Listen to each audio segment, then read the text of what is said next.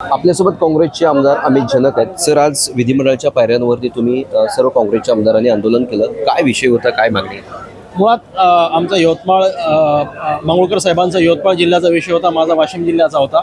मागच्या वर्षी मोठ्या प्रमाणात अतिवृष्टी आमच्या दोघांच्या जिल्ह्यांमध्ये मोठ्या प्रमाणात झाली. पिकांचं अतोनात नुकसान झालं. सोयाबीन असेल, तूर असेल, कपासी असेल, हळदी असेल. फळबागा अक्षरशः पुराच्या पाण्याने उखडून गेल्या, आमच्या जमिनी खरडून गेल्या.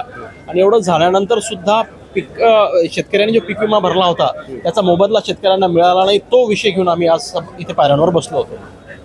काय एकूणच तुम्हाला वाटतं, सरकार या सगळ्याबाबत पीक विमा देण्याच्या बाबत सकारात्मक आहे असं वाटतं का तुम्हाला? आज स्वर्गवासी वसंतराव नाईक साहेबांची जयंती कृषी दिन म्हणून आपण साजरा करतो.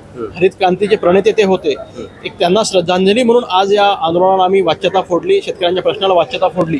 शासनाने भरभक्कमपणे शेतकऱ्यांच्या पाठीमागं राहावं ही प्रांजळ अपेक्षा आमची आहे.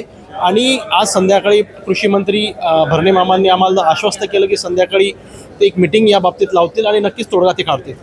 कृषी मंत्री हेही आश्वासन दिलं होतं शेतकऱ्यांना 30 जूनपर्यंत हे अधिवेशन संपेपर्यंत पीक कर्ज माफ करू असं म्हटलं होतं, पण ती तारीख आता पुढे ढकलण्यात आलेली आहे. याकडे कसं बघतं? शेतकऱ्यांची कर्जमाफी ही मृगजळ आहे. कितपर्यंत शेतकऱ्यांना किती शेतकऱ्यांना खरंच त्याचा लाभ होईल हा जेव्हा ती मदत मिळणं सुरू होईल तेव्हाच कळेल आपल्याला. मुळात शेतकऱ्यांना आज पैशाची गरज आहे.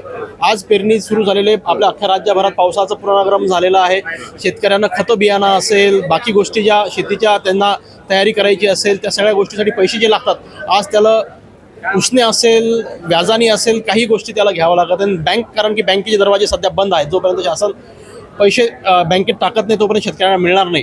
त्यामुळे या अडचणीच्या काळात शासनाने त्याला भरभक्कमपणे मदत करावी हीच प्रांजळ अपेक्षा आहे. धन्यवाद. तुम्ही आमची संवाद साधल्याबद्दल. हे होते काँग्रेसचे आमदार अमित जनक. मी गुणवंत DRV न्यूज मुंबई.